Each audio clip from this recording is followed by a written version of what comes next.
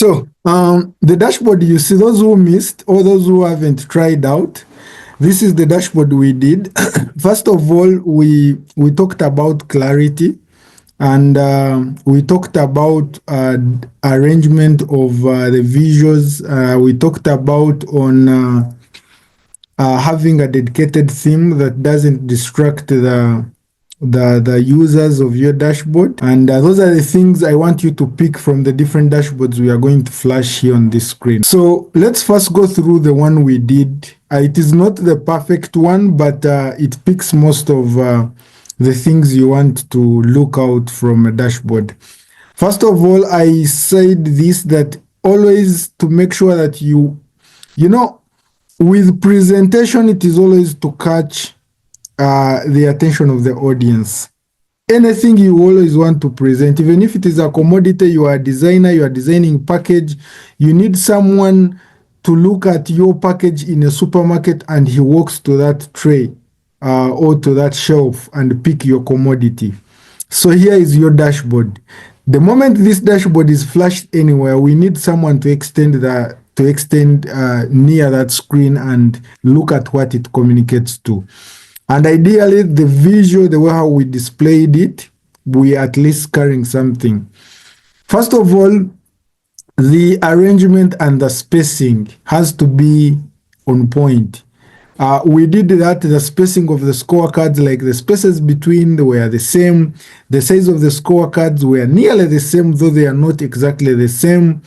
The arrangement of the labels, the arrangement of the metrics, the choice of the icons you use, such that even if I don't read the word total calls, this one already shows me what this is all about, because I know the dashboard I'm looking at. I already have a heading. There is a purpose why we made the heading a bold and an increased font. We have a description. Today we are going to look at creating this description to be dynamic. Like if we click on Alice, can it pick the name Alice in that anyone knows that we are looking at data for Alice?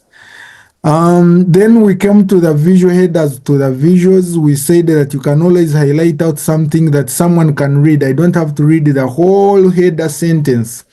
But the moment you highlight, you create that highlight choice of a yellow we used, that every time someone looks at any graph, that person will first read what is in yellow.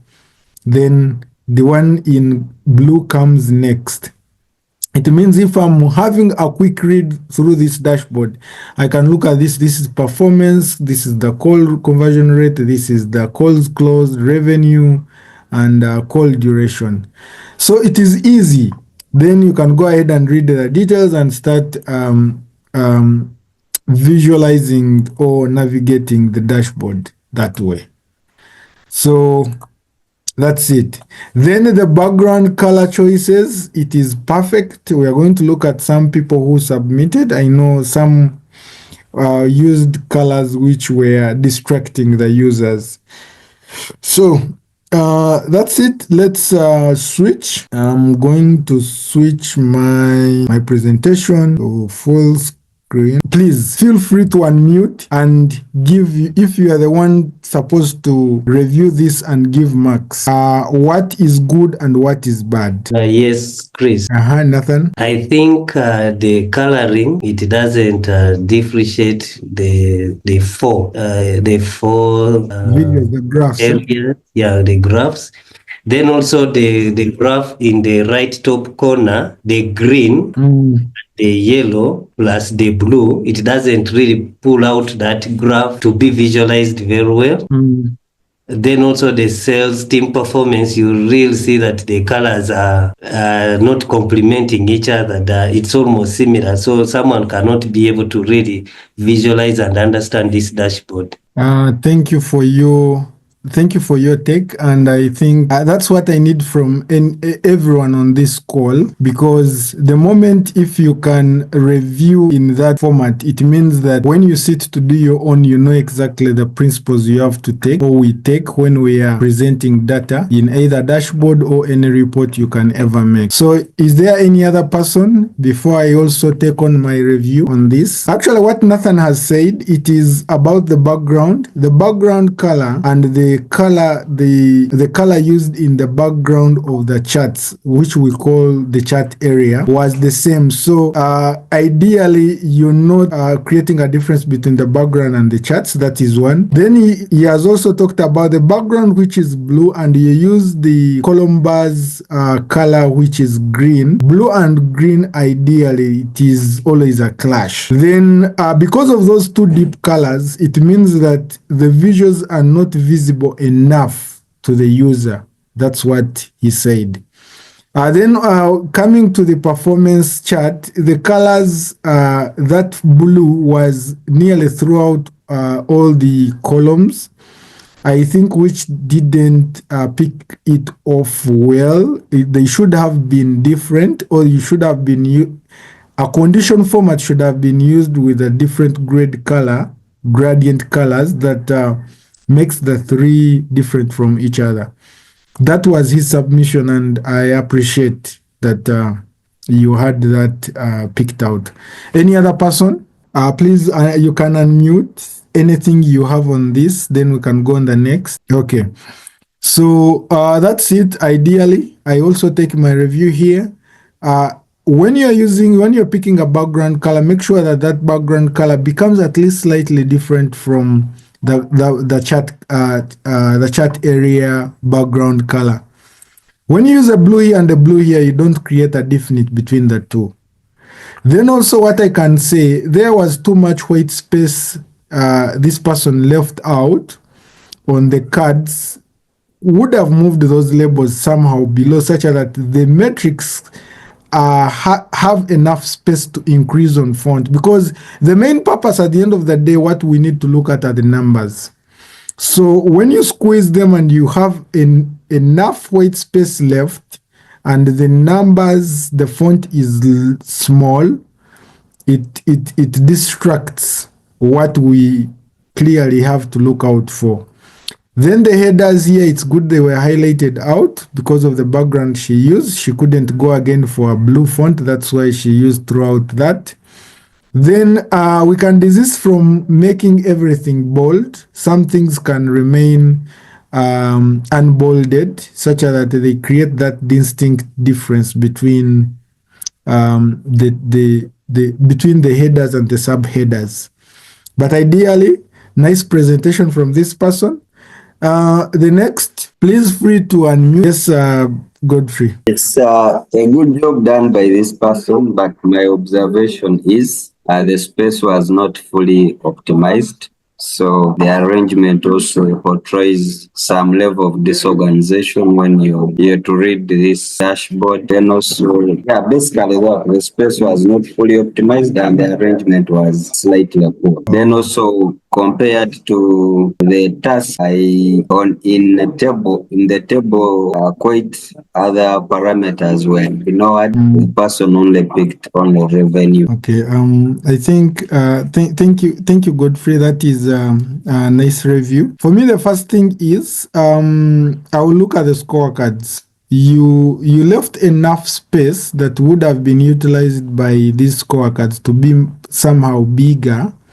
Because at the end of the day, it is the context we are sending out, the data, what the people want to see. It may not be the design. Yes, we look at the design because we need user interaction. What I will not repeat all what Godfrey has said. He has displayed it clearly. We didn't display everything that was required to be visualized, like performance. Some things were missed out. Then we talked about this last time, that make sure that the spaces are always even, and make sure that you don't ever leave any space that is unattended to. At least enlarge all these visuals to fit right. So this person, yes, you have a lot to look into. Then another thing, there are colors which don't match together. even if they are brands of your company, you always make sure you have to increase and reduce on transparency to make sure that you blend them right. The purple and the green, like here when you see the font and the font and the background, you should have at least increased the transparency of the background to make sure that the font splashes out. But the green is getting dissolved in the purple because you used the dark one. So there are some colors which match, like yellow, blue, fine, like what we saw before.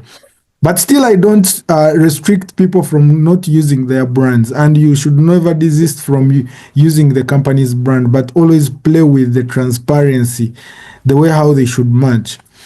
Then another thing is on the visuals. Maybe this person was caught up by time, but we still have time. You can always resend. By the way, you can always review and resend. It is not that now you have copied the review we have done, then you can always resubmit and correct yourself on this. And at the end of the day, we can have these dashboards of ours posted. And when we finish the course, maybe these are the things we can always keep and know that I did this myself in the course we did with Subtech.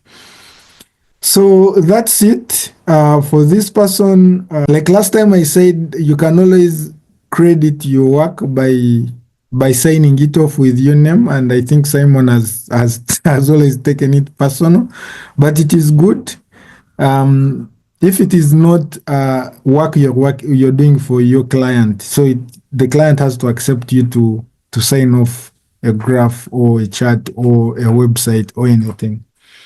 So any review you can give here? Yeah, Godfrey can go first. Yeah, so Simon tried so much to blend his colors, right? And the background and the whole presentation well balanced. But my observation is on the last bar chart, stacked bar chart, that is at the extreme right, he did not give it a legend. So we do not know, or the viewer will not know what the blue stands for and what the yellow stands for. So that's my observation, but very fantastic job. Yeah, thank you, Godfrey. Actually, I had also seen this when he submitted.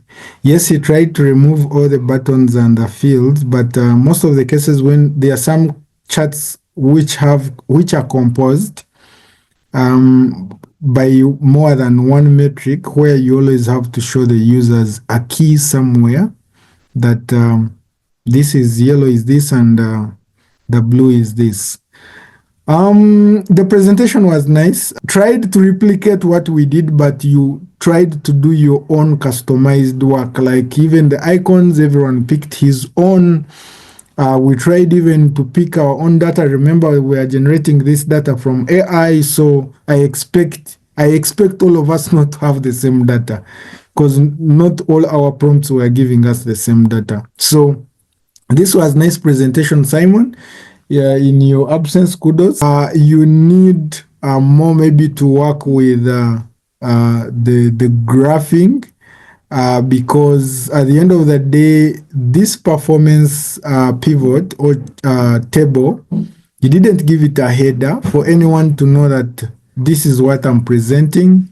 You would have aligned also to have headers for this, but otherwise, all was good. Then we go to the other person. This one replicated exactly what we did in the class, but still we can review on that. Anything to review on this?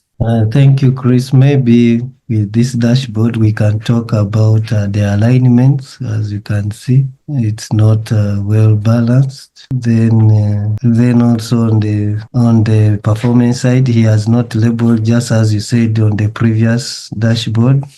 Viewer cannot tell what it represents. Yeah, that's what I see. Any other person apart from Nathan and Godfrey? Maybe I will come in again. For the other reviews we have done with the other people, they can also be taken up. The headers not right. Then the alignment, we still have an issue to do with alignment. I know it is okay. We shall perfect. Then here the spacing in the scorecard, we gave the icons much space, and we deprived enough space to increase the font on the numbers. Then otherwise, the other displays were good. And this one, the legend was left to show the total calls and the deals closed.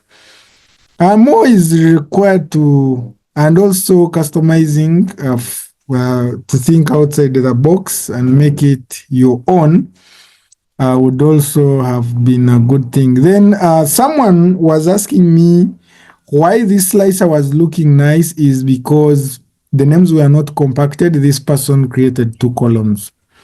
Then others we got stuck to using 1 column, which we can create more than 2 columns to always make sure that you flash it right.